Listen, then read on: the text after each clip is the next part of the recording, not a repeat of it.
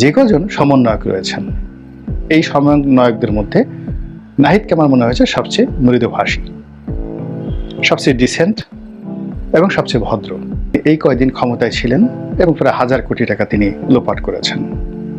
একেবারে ব্যানার বানিয়ে পুরো সামাজিক মাধ্যমে রীতিমতো তাণ্ডব চালানো হচ্ছে। 2 নম্বর হলো যে কি একটা আছে ক্রিপ্টোকারেন্সি, সেই ক্রিপ্টোকারেন্সির গোপন অ্যাকাউন্ট থাকে, সেই অ্যাকাউন্ট কারা কারা নাকি খুঁজে পেয়েছে, সেই অ্যাকাউন্টে তার শত শত কোটি টাকা রয়েছে মিস্টার নাহিদের বদনাম। তারপর নাহিদের আব্বা, তিনি রামপুরার একজন সাধারণ স্কুল শিক্ষক, তিনি নাকি এই সময়টিতে সেই কত কোটি টাকা মূল্যের, 10 কোটি টাকা না 8 কোটি টাকা মূল্যের একটা বাড়ি তিনি ক্রয় করেছেন। এটা নিয়ে প্রচার চলছে, অপপ্রচার চলছে, প্রোপাগান্ডা চলছে। আর এক গ্রুপ বলার চেষ্টা করছে যে তিনি এই নাহিদের ক্ষমতাকে ব্যবহার করে সেখানে তিনি চাঁদাবাজি থেকে শুরু করে সবকিছু তিনি নিয়ন্ত্রণে নিয়ে নিয়েছেন এবং এই সময়ের মধ্যে সর্বনাশ করে ছেড়েছেন দেশ কাল জাতির। সাবেক তথ্য উপদেষ্টা জনাব নাহিদ, তিনি সরকার থেকে পদত্যাগ করেছেন। কেন করেছেন?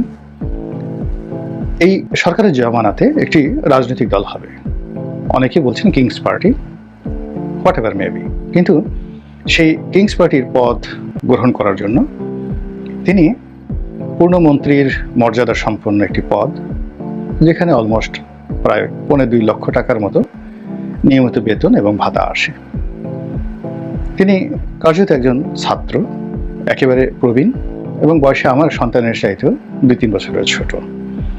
তো এই সময়টিতে তিনি যে মর্যাদা পাচ্ছিলেন, যে বেতন পাচ্ছিলেন, ভাতা পাচ্ছিলেন, এটি যে কোনো মানুষের জন্য খুবই লোভনীয়, স্বর্ণডিম্বের মতো, এবং পরিবারের মান মর্যাদা এবং ইজ্জতের জন্য এটি একটা বিশাল হাতিয়ার। এবং এরকম একটি পদে, এরকম একটি চেয়ারে মাত্র 24 ঘন্টা অতিরিক্ত থাকার জন্য অনেক মানুষ খুন খারাপি পর্যন্ত করে বসে।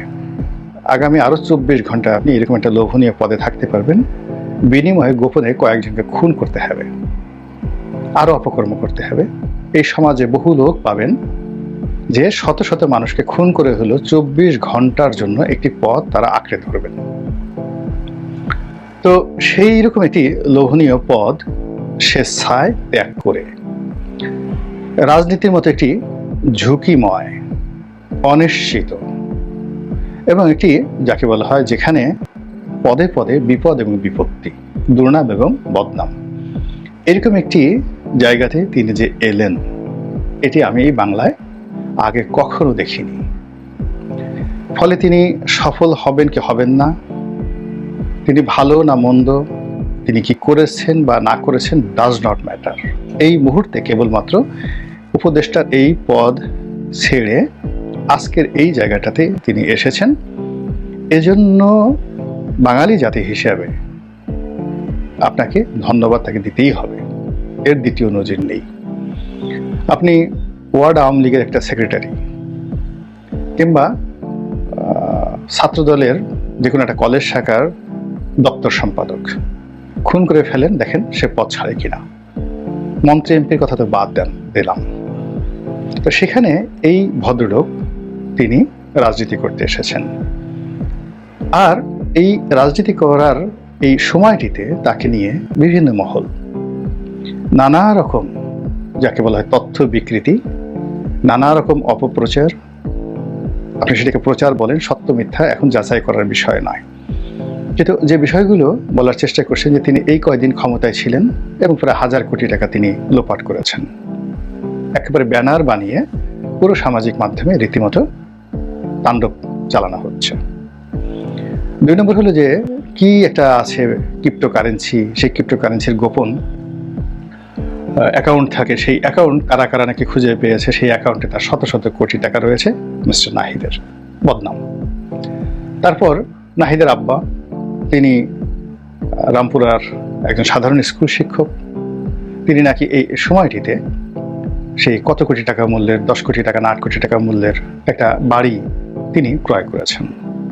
এটা নিয়ে প্রচার চলছে, অপপ্রচার চলছে, প্রোপাগান্ডা চলছে। আর এক গ্রুপ বলার চেষ্টা করছে যে তিনি এই নাহিদের ক্ষমতাকে ব্যবহার করে সেখানে তিনি চাঁদাবাজি থেকে শুরু করে সব কিছু তিনি নিয়ন্ত্রণে নিয়ে নিয়েছেন এবং এই সময়ের মধ্যে সর্বনাশ করে ছেড়েছেন দেশ কাল জাতির।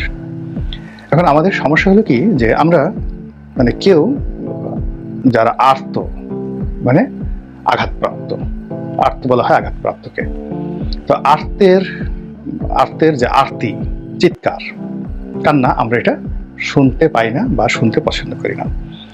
আমরা কেউ নাহিদের সঙ্গে কথা বলবো না, তার বাবার সঙ্গে কথা বলবো না, আমরা কেউ রামপুরা যাব না, আমরা কেউ খোঁজ খবর নেব না। আমরা শুধু ওই যে গুজবগুলো রয়েছে সেই গুজবগুলো আমি যেই রকম মানুষ সেই রকম একটা ক্যানভাসে ফেলে বা সেই রকম একটা আয়নার উপরে আমার নিজের প্রতিচ্ছবি আমি যেভাবে দেখি ওভাবে নাহিদকে বা তার আব্বাকে বসিয়ে আমরা কল্পনা করছি আর আমরা বলছি, যারা মন্দ লোক তারা বলছি ছি ছি ছি, মানুষ এত খারাপ হয়, এত অবলা, এত কচি বয়স, এত অল্প বয়স, এই বয়সে মানুষ এত অপকর্ম করে, পুরো জীবন যার বাকি রয়েছে শুরুতেই তার এমন অবস্থা, ভবিষ্যতে যদি ক্ষমতা পায় এ তো পুরো বঙ্গোপসাগর সহ গিলে খাবে, লানত হোক এর প্রতি। আর আফসোস, ওর কেন হলো, আমার কেন হলো না, আমার কি ওর চেয়ে কম যোগ্যতা, ও তো আমার জুতো টানার উপযুক্ত নয়। এই সকল কথাবার্তা বলে আমাদের সমাজের একটা বিরাট অংশ নিজেদের যে বিকৃত রুচি, বিকৃত চিন্তা, আমরা এটা নাহিদের উপর ঢেলে দিচ্ছি। এই গেল এক। আর নাহিদকে যারা ভালো মানুষ মনে করছেন তারা প্রায় সবাই তার পক্ষে কেউ কথা বলছেন না, চুপচাপ থাকছেন। এই যে ভালো মানুষদের চুপ থাকা বা জ্ঞানী মানুষের চুপ থাকে, এটি একটি সমাজের জন্য সবচেয়ে বড় অভিশাপ। এই পৃথিবীর যত যুদ্ধ হয়েছে বিরোধের জন্য নয়, ভালো মানুষগুলো প্রতিবাদ করেনি। এই কারণে শেখ হাসিনার পতনের চিন্তা করেন, যতটা না সালমান এফ রহমান এবং গং এস আলমরা এই কর্ম করেছেন, তার চেয়ে বেশি দায়ী মতিয়া চৌধুরী, তোফায়েল আহমেদ সাহেবের মতো মানুষ, তারা তাদের জবান বন্ধ রাখার কারণে। অর্থাৎ যদি এই মানুষগুলো বন্ধ রাখত না, মুখের জবান বন্ধ না রেখে কথা বলতো, সাফার হোসেন চৌধুরী যদি কথা বলতেন যে না আমার এটা দরকার নাই, সেলিনা হায়াত আইভি এত ভালো মানুষ, তিনি যদি শামীম ওসমানকে নিয়ে কথা বলেছেন, তিনি যদি তার নেত্রীকে নিয়ে কথা বলতেন, তাহলে এই সমস্যাগুলো হতো না। একইভাবে বিএনপির যারা ভালো মানুষ, আপনি গিয়ে দেখেন, আমরা ভালো মানুষ, মঈন খানকে ভালো মানুষ মনে করি, মির্জা ফখরুল সাহেবকে ভালো মানুষ মনে করি, আমির খসরু মাহমুদ সাহেবকে ভালো মানুষ মনে করি। আপনি চিন্তা করুন তো, তারা কেউ বলবে যে জনাব তারেক রহমান সাহেব লন্ডনে যে থাকেন তার মান্থলি খরচ এত টাকা, এই টাকা এই ফান্ড থেকে যাচ্ছে, সঠিক অথবা বেঠিক? অথবা এই গত 7 মাসে তারেক রহমান সাহেবের কোনো গাড়ি কেনা হয়েছে কিনা, লন্ডনে বাসার ফার্নিচার পরিবর্তন করা হয়েছে কিনা, বিএনপি অফিসের ফার্নিচার পরিবর্তন করা হয়েছে কিনা, এই গত 7 মাসে হাজার হাজার নেতাকর্মীদের বাড়িতে রং লাগলো কিনা, এই কথাগুলো যদি বিএনপির যারা নেতা রয়েছেন সৎ বলে বিবেচিত হন, তারা যদি কথা বলতেন অতীতে, তাহলে একটা 11 আসতো না, একটা হাওয়া ভবন তৈরি হতো না। আবার এখন যে ঘটনাগুলো ঘটছে, সবাই তেলের বোতল নিয়ে যেভাবে এগুচ্ছেন, যে মানুষগুলো কবরে যাওয়ার জন্য রীতিমতো ব্যাপক প্রস্তুতি নিয়ে নিচ্ছিল, তারা এখন রীতিমতো তলোয়ার হাতে ঘুরে বেড়াচ্ছে। তো এইরকম তলোয়ার হাতে, এক হাতে তলোয়ার আর এক হাতে মানে কি বলবো, ক্যাস্টর অয়েল, মানে তেল মালিশ করার জন্য, সিল সবচেয়ে তেল, সেই তেল মালিশ করার জন্য তারা ঘুরে বেড়াচ্ছে। তারেক রহমান সাহেব থেকে শুরু করে দলের যারা শীর্ষ নেতৃবৃন্দ রয়েছেন তাদেরকে ফ্ল্যাটারিং করার জন্য যে সকল শব্দ ব্যবহার করা হচ্ছে, স্বয়ং যার পক্ষে বলা হচ্ছে সে নিজে নাউজুবিল্লাহ বলতে বাধ্য হচ্ছে। এর চেয়ে লজ্জাকর, মানে ওই যে সকল নেতা, মানে যারা এই ধরনের কথাবার্তা বলেন, মূলত দলের যারা ভালো মানুষ তারা যদি এদেরকে অপমান করেন, সমালোচনা করেন, সংশোধন করেন, অবশ্যই এটা সংশোধন হবে না, তারপরেও এদেরকে যদি প্রতিহত করা হয়, তাহলে বিএনপির যে ভবিষ্যৎ, সেই ভবিষ্যৎটা উজ্জ্বল হবে। নচেত তাদের ভবিষ্যৎ আওয়ামী লীগের মতো হবে, তাদের ভবিষ্যৎ অতীতে এই 11-এর মতোই হবে। তো যেটা বলছিলাম যে এখনো এই সময়টিতে যারা রাজনীতিতে আসছেন। এখন নাহিদ এই অল্প সময়ের মধ্যে 7 মাসের মধ্যে তিনি কয় টাকা উপার্জন করেছেন, কি করেছেন, তিনি তার একটা ব্যাংক স্টেটমেন্ট দিয়েছেন। আপনি আমরা যারা আছেন, কথা বলার আগে আমাদের কাছে তথ্য থাকতে হবে যে এটা তার একটা ব্যাংক অ্যাকাউন্ট, তার আরো 10টা ব্যাংক অ্যাকাউন্ট রয়েছে, এবং এটা বের করা ওয়ান টুর বিষয়। সেটি বের না করা পর্যন্ত এই ধরনের গুজব শোনা, বলা, প্রচার করা কবিরা গুনাহ। এই গেল একটা বক্তব্য। 2 নম্বরে যেটা আছে সেটা হলো যে তার শরীর নিয়ে কথা হচ্ছে, যে এই যাকে বলা হয় উপদেষ্টা হওয়ার আগে তার শরীর এরকম ছিল, উপদেষ্টা হওয়ার পর সে কেন মোটা হলো। প্রথমত হলো যে যেহেতু উপদেষ্টা হয়েছেন, চেয়ারে বসেছেন, পরিশ্রম কম হয়েছে, এই কারণে যে কোনো মানুষ, এটা ফিজিক্যালি বায়োলজিক্যালি এই ঘটনা সবার ক্ষেত্রে ঘটবে। আপনি এখানে যদি অন্য যে কোনো একটা প্রাণীকে বসিয়ে দেন, তার মধ্যেও মেদ জমে যাবে, স্বাভাবিক ব্যাপার। 1। 2 নম্বর যেটা আছে, যেটা খুবই মর্মান্তিক, সেই মর্মান্তিক হলো যে যাদের উপর শারীরিক নির্যাতন করা হয়, খুব সিভিয়ার নির্যাতন করা হয়, সেই নির্যাতনের পরে অটোমেটিক তাদের শরীর ফুলে যায়, ভীষণ রকমভাবে ফুলে যায়। এখন ওই যে ডিবি হারুনের অফিসে নিয়ে ভাত খাওয়ার কথা বলে যাদেরকে পেটানো হয়েছে, তার মধ্যে এই নাহিদও আছেন, এবং বেদম প্রহার করা হয়েছে, টানিয়ে বেদম প্রহার করা হয়েছে, এবং এই কারণে ফিজিক্যালি তার শরীর মোটা হয়ে যাবে। এটা একেবারে 100-তে 100, এবং এটা নিয়ন্ত্রণ করা যাবে না, এবং এই দায়, মোটা হওয়ার দায় তাকে মৃত্যু পর্যন্ত বহন করতে হবে। এখন একজন লোক পিটুনি খেয়ে তার হাড্ডির প্রত্যেকটি স্তরে স্তরে রক্ত জমাট বেঁধে গেছে, তার অনেকগুলো কোষ ভেঙে গেছে, নতুন কোষ তৈরি হয়নি, তার অনেকগুলো পেশি অচল হয়ে পড়েছে, এবং সেই অচল পেশির জায়গাগুলোতে মেডিকেল সায়েন্স অনুযায়ী সেখানে যে কর্মকাণ্ড ঘটে, সেই কর্মকাণ্ড না ঘটার কারণে সেখানে মেদ জমে গেছে। যদি এই ঘটনা হয়, আর আপনার আমার মতো যারা অশিক্ষিত মানুষ, আমরা সেটাকে মনে করছি যে ওর এত মাংস হলো কি করে, ওর এত মেদ হলো কি করে, বলেন তো, কি আমাদের কি খুব বেশি দেরি আছে? তো এই যে একজন যুবক, তার বয়স কত হবে? 25 বছর, 26 বছর, নট মোর দেন দ্যাট। 26 বছরের একজন যুবক, তিনি একটা আন্দোলন করলেন, তিনি একটা নেতা হলেন, একটা ক্ষমতার চেয়ারে বসলেন, সেখান থেকে ছেড়ে আবার তিনি একটা রাজনৈতিক দল গঠন করতে এলেন। তারপরে তিনি আপনাদেরকে চ্যালেঞ্জ জানিয়ে তিনি ব্যাংক হিসাব দিলেন। তারপর তিনি যাকে বলা হয় ব্যাংক হিসাব দেওয়ার সঙ্গে সঙ্গে তিনি আবার ঘোষণা দিলেন যে আমার নামে, আমার আত্মীয় স্বজনের নামে কেউ গত 7 মাসে কোনো সম্পত্তি ক্রয় করেনি। It's open challenge. আপনি কি দেখুন তো তার মায়ের নামে, ভাইয়ের নামে, বোনের নামে, ভগ্নিপতির নামে কারোর নামে কোনো দলিল হয়েছে কিনা, এটা তো আপনি ইজিলি সার্চ দিয়ে খুব সহজে নিতে পারেন। তো সেই কাজগুলো না করে আমরা সামাজিক মাধ্যমে একটা ভাইব তুলছি। অথচ নাহিদকে বাদ দিয়ে যদি সরকারের অন্য লোকদের ব্যাপারে আপনি প্রশ্ন করতেন, যারা নাহিদের বাবার চেয়েও সিনিয়র, দাদার চেয়েও সিনিয়র, এবং যাদের বিরুদ্ধে প্রমাণিত ক্যাশ ডিল হয়েছে, তো সেগুলো নিয়ে আমরা কি কথা বলছি না।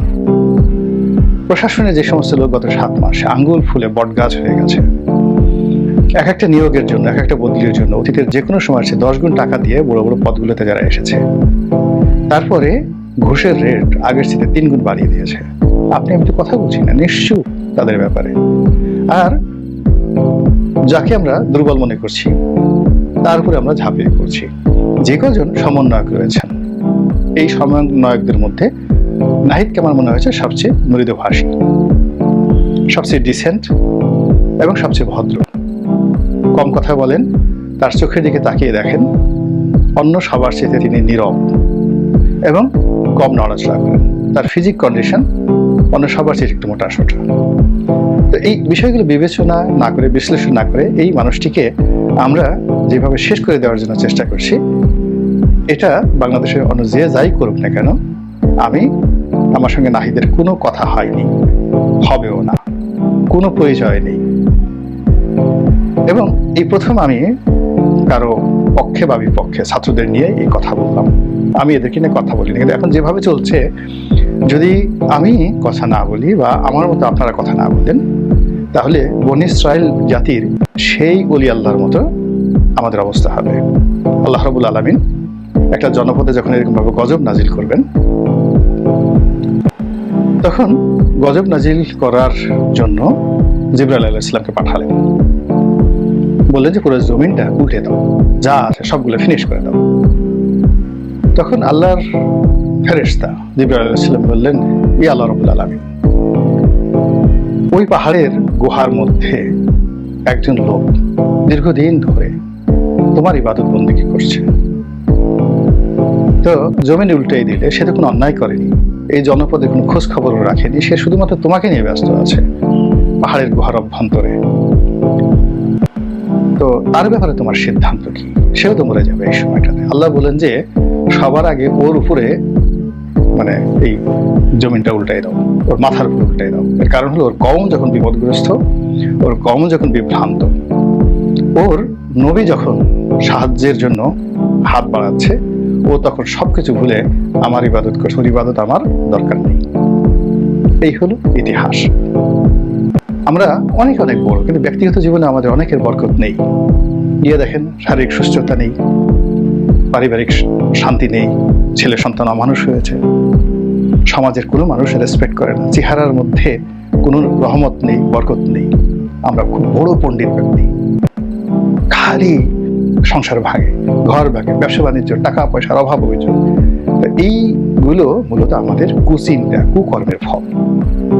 আমরা অনেকে কুকর্ম করতে পারি না, কুকর্ম করার জন্য সাহস লাগে, সুযোগ লাগে, কিন্তু সহজে যে কাজটি করি সেটা হলো কুকর্মকে সমর্থন করি, আর কুকর্ম করার জন্য লালায়িত হই, আর কুকর্ম করার জন্য আমরা মনে মনে মন মস্তিষ্কে চিন্তা করি।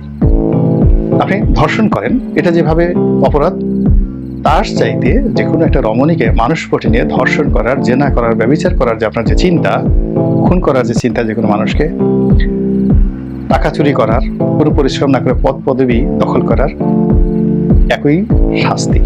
ফলে কি হচ্ছে?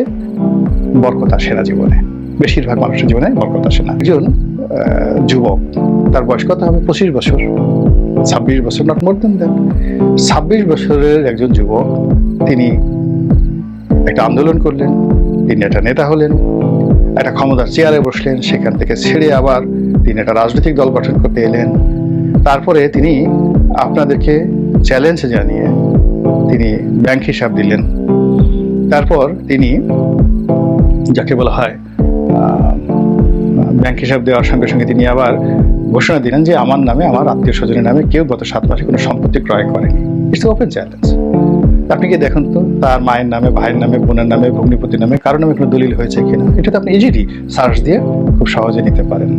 তো সেই কাজগুলো না করে আমরা সামাজিক মাধ্যমে একটা ভাইব দিচ্ছি। অথচ নাহিদকে বাদ দিয়ে যদি সরকারের অন্য লোকদের ব্যাপারে আপনি প্রশ্ন করতেন, যারা নাহিদের বাবার চেয়েও সিনিয়র, দাদার চেয়েও সিনিয়র, এবং যাদের বিরুদ্ধে প্রমাণিত ক্যাশ ডিল হয়েছে, তো সেগুলো নিয়ে আমরা কেউ কথা বলছি না।